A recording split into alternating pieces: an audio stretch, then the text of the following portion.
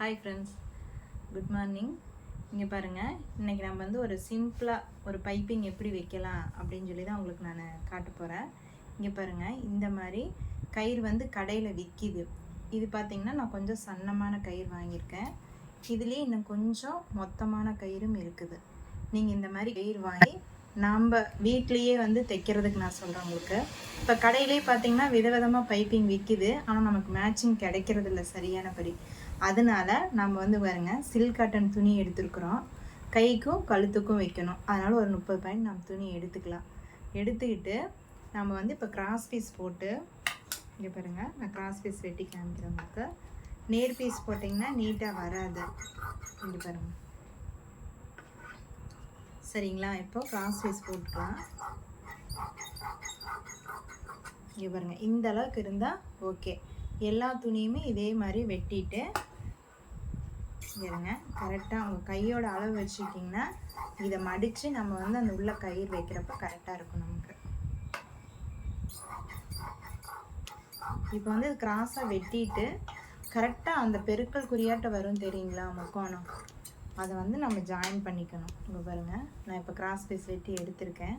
உங்களுக்கு அதையும் ஜாயின் பண்ணி காமிச்சிட்றேன். இங்கே பாருங்கள், இப்போ இந்த கிராஸ் இங்கே இருங்க, இப்போ இப்படி இருக்குதில்ல உங்களுக்கு. இந்த ரெண்டையும் வந்து இப்படி பெருக்கல் குறியாட்டு வரும் பார்த்தீங்கன்னா. இங்கே பாருங்கள், இப்படி கரெக்டாக வச்சு ஜாயின் பண்ணிக்கணும். அப்போ தான் முன்னாடி பார்க்குறப்ப சரிசமமாக ஒரே மாதிரி இருக்கும், டிஃப்ரெண்ட்டு தெரியாது உங்களுக்கு. இங்கே பாருங்கள், அதில் வச்சு அடிச்சுட்டு உங்களுக்கு காட்டுறேன்.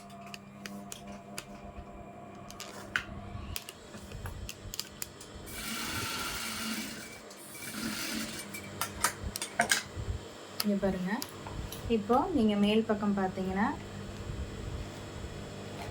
இங்கே வருங்க, நேராக வந்துருச்சு உங்களுக்கு. இப்போ நம்ம இதுக்குள்ளே இந்த கயிறை வச்சு பைப்பிங் அடிக்க போகிறோம். இப்போ பைப்பிங் அடிக்கிறதுக்கு நம்ம என்ன தெரியுங்களா செய்வோம்? நம்ம நார்மலாக போட்டிருக்கிற குதிரையில் வச்சு பைப்பிங் அடிக்கிறப்போ கரெக்டாக சரியாக உங்களுக்கு வராது. அதனால் என்ன செய்யலாம்னா, இந்த குதிரையை வந்து நம்ம மாற்றிக்கலாம். இப்போ பார்த்தீங்கன்னா நம்ம குதிரை வந்து பார்த்திங்கன்னா இப்போ மாற்றி மாற்றி அடிச்சுக்கலாம். பார்த்தீங்கன்னா ரைட் சைடு இல்லை லெஃப்ட் சைடு அடிக்கிறப்ப பார்த்தீங்கன்னா மாற்றி கரெக்டாக வச்சு பைப்பிங் அடிக்கிறப்போ நீட்டாக இருக்கும் உங்களுக்கு.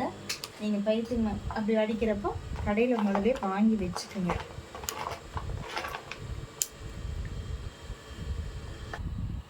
இங்கே பாருங்கள், நம்ம வந்து இப்போ குதிரை வந்து இங்கே பாருங்கள், லெஃப்ட்டு ரைட்டு.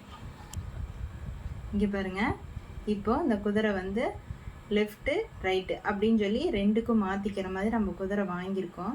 இப்போ அந்த குதிரையை வந்து நம்ம லெஃப்ட் சைடு அடிக்கிறோன்னா அந்த குதிரையை போட்டுக்கலாம், இப்போ ரைட் சைடு அடிக்கிறோன்னா அந்த குதிரை போட்டுக்கலாம். இப்போ வந்து நம்ம அடிக்கிற குதிரையை மாற்றிட்டு உங்களுக்கு அடிச்சுக்கலாம். நீங்கள் பைப்பிங்க்கு மட்டும் எப்பொழுதுமே இப்படி குதிரை மாற்றி அடிச்சிங்கன்னா மட்டும்தான் நீட்டாக இருக்கும். ஃபினிஷிங் பார்த்திங்கன்னா அழகாக இருக்கும், சரிங்களா? நம்ம கடையில் வாங்கி அடிக்கிறத விட நம்மளே இப்படி வந்து கயிறு வச்சு அழகாக கிராஸ் பீஸ் போட்டு நீட்டாக தைச்சு பார்க்குறப்ப அழகாக இருக்கும் உங்களுக்கு. இங்கே பாருங்க, இப்போ இது வந்து உள்பக்கமாக இருக்குது, இது வெளிப்பக்கமாக இருக்குது. ஏன்னா இது வந்து மேலே வச்சு நம்ம அடித்து திருப்பிக்கிறோம், அவ்வளோதான் உங்களுக்கு வித்தியாசம். இதில் வந்து நீங்கள் 2 விதமாக கூட நீங்கள் வச்சுக்கலாம், ஓகேங்களா? நான் வந்து இப்போ உங்களுக்கு சிம்பிளாகவே சொல்லித்தரேன். இங்கே பாருங்கள், நம்ம 2 பீஸையுமே வந்து ஜாயின் பண்ணியிருக்கிறோம், அந்த பகுதியவே எடுத்துக்கலாம், சரிங்களா? இப்போ இதுக்குள்ளே இந்த கயிறை வச்சிடலாம். இங்கே பாருங்கள், இப்படி சென்ட்ரு பண்ணி வச்சுக்கோங்க.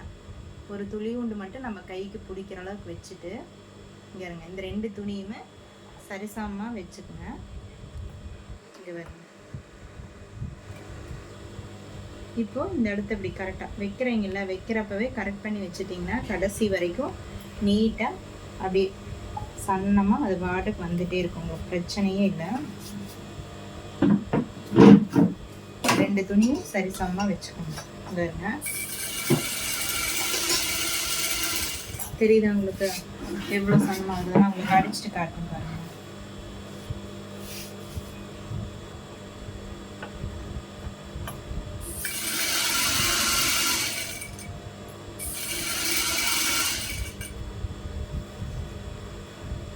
இது வந்து நம்ம கழுத்து பகுதிக்காக இந்த பீஸ் அடிக்கிறவங்களுக்கு, அதனால் நான் உங்களுக்கு கிராஸ் பீஸ் போட்டுக்கிறேன். இப்போ நீங்கள் கை பீஸ் அடிக்கிறீங்க அப்படின்னு சொன்னீங்கன்னா கை பீஸ்க்கு வந்து ஒன்றும் பிரச்சனையே இல்லை. நீங்கள் நேர் பீஸ் போட்டு அழகாக அதில் வச்சு நீங்கள் அடிச்சுக்குங்க, ஒன்றும் தப்பில்லை.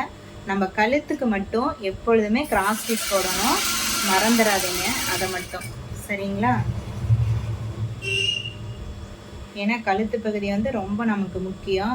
அந்த ரவுண்டு எல்லா சேஃபுக்குமே பார்த்தீங்கன்னா வந்து நீட்டாக இருக்கணும் அல்லவா, அதுக்காக நம்ம இப்படி பைப்பிங் அடிக்கிறப்போ இங்கே பாருங்கள் எவ்வளோ சன்னமாக இருக்குதுன்னு. நம்ம கடையில் வந்து எப்பொழுதுமே நமக்கு மேட்சிங் சரியாக கிடைக்கல அப்படிங்கிறப்போ நம்மளே இப்படி துணி எடுத்து நம்ம சாரீக்கு மேட்சாக என்ன கலர் வேணும் அப்படிங்கிறத பார்த்து எடுத்து இப்படி அழகாக நம்மளே அடித்து ப்ளவுஸை வந்து எவ்வளோ அழகாக தைச்சி போட முடியுமோ அந்த அளவுக்கு தைச்சி போட்டுக்கலாம், சரிங்களா? மேட்சிங் கிடைக்கலையே அப்படிங்கிறதுக்காக நம்ம ஒவ்வொரு கடை ஏறி இறங்குறோம் சில சமயம். இனிமேல் அப்படி அலையாமல் நம்மளே துணி எடுத்து இப்படி நீட்டாக தைச்சி போட்டுக்கலாம். பாருங்கள், இங்கே பாருங்கள் எவ்வளோ சன்னமாக வந்துருக்குதுன்னு தெரியுதுங்களா? இப்போ நான் இதை ஃபுல்லாமே அடிச்சிட்டேன். இப்போ இந்த துணி வந்து இவ்வளோ துணி உங்களுக்கு தேவை இருக்காது, அதனால் வந்து நம்ம கட் பண்ணிக்கலாம், ஓகேங்களா? நீங்கள் ப்ளவுஸ்குள்ளே வச்சு அடிக்கிறப்போ நீட்டாக இருக்கும் பார்க்குறக்கு, ரொம்ப மொத்தமாக இருக்காது, சன்னமாக நீட்டாக தெரியும்.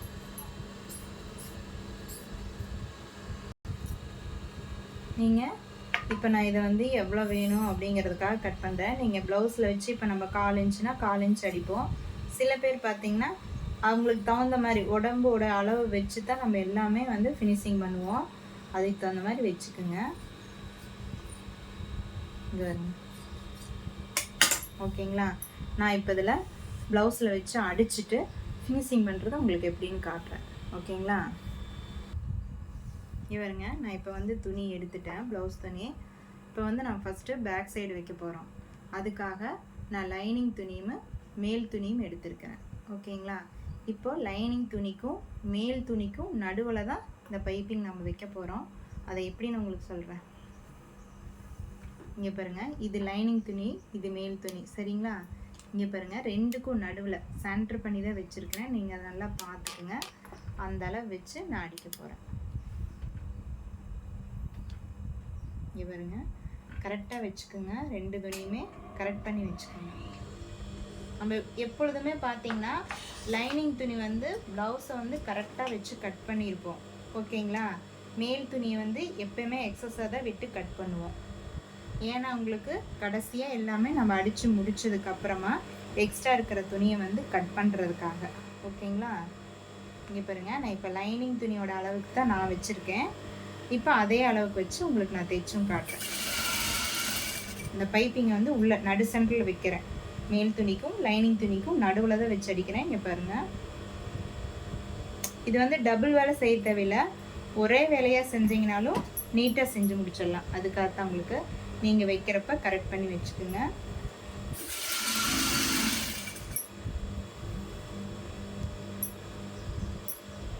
இந்த ரவுண்ட் ஷேப்லாம் வர்றப்போ நீட்டாக துணி வச்சுட்டு எப்படி இப்படி ஷேப் வந்து இப்படி மெதுவாக திருப்புங்க. அந்த இடத்துல மட்டும் மெதுவாக திருப்பிக்கிங்க, ரொம்ப ஃபாஸ்ட்டாக செய்ய வேண்டாம். ரவுண்ட் ஷேப்லாம் நமக்கு நீட்டாக வரும்ல, அதுக்காக. இங்கே கரெக்டாக அந்த லைனிங் துணியோட அளவுக்கு தான் நான் வச்சுருக்கிறேன். நீங்களும் அதே அளவுக்கு வச்சுக்கோங்க.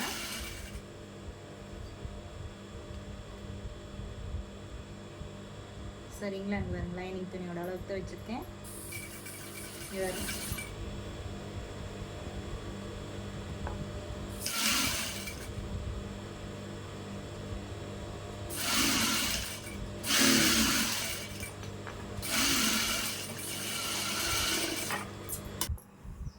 இங்கே பாருங்க, நம்ம இப்போ பைப்பிங் வச்சு அடிச்சுட்டு திருப்பிட்டோம், ஓகேவா? இங்கே பாருங்கள், இப்போ இது எவ்வளோ சன்னமாக வந்திருக்குது பைப்பிங்கு. அதே மாதிரி பிசுறு உங்களுக்கு தெரியாது. இங்கே பாருங்கள், பின்னாடி ஏதாவது நம்ம பைப்பிங் வச்சுருக்கிறதுக்கு எந்த பிசுறுமே தெரியாது உங்களுக்கு.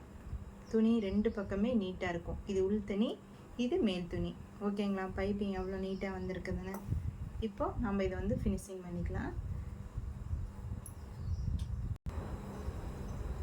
இது பாருங்க, நம்ம இது எப்படின்னு அடிச்சு காமிக்கிறேன் உங்களுக்கு. இப்போ இதை ஒட்டிட்டு பாருங்க, இப்போது நம்ம ரைட் சைடு குதிரையிலிருந்து லெஃப்ட் சைடு குதிரைக்கு மாற்றிருக்கிறோம். உங்களுக்கு ஏன்னா நாங்கள் இப்போ வந்து இந்த பக்கம் தான் நம்ம அடிக்க போகிறோம், அதனால நமக்கு தகுந்த மாதிரி குதிரையை மாற்றிட்டோம். பாருங்க பண்ணணும். நீங்கள் ரவுண்ட் ஷேப்பை அப்படியே வச்ச மாதிரியே அடிச்சுட்டு வந்துக்கலாம். ஓகேங்களா?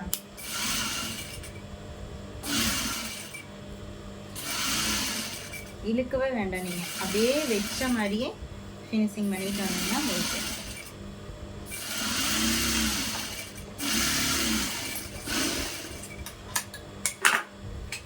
இங்கே வருங்க, நான் அடிச்சிட்டேன். இப்போ உங்களுக்கு நீட்டாக இருக்கா பார்க்குறக்கு? ரவுண்ட் ஷேப்புக்கு பிசுறு உள்ளேயும் இல்லை, பார்த்துக்குங்க. அதே மாதிரி நம்ம எவ்வளோ நீட்டாக சன்ன பைப்பிங்க இந்த மாதிரி கயிறு வாங்கி நாமளே துணியும் வாங்கி கிராஸ் பீஸ் போட்டு கழுத்து பீஸ் எப்பயுமே அடிங்க, கைக்கு நேர் பீஸ் போட்டு அடிங்க. நான் இதே மாதிரி உங்களுக்கு இன்னும் சிம்பிளான மெத்தடில் என்னென்னு உங்களுக்கு சொல்லித்தர முடியுமோ நான் சொல்லித்தரேன். என்னோடய வீடியோவை ஃபுல்லாக பாருங்கள், எதையுமே ஸ்கிப் பண்ணிடாதீங்க. ஓகேங்களா? Thank you friends.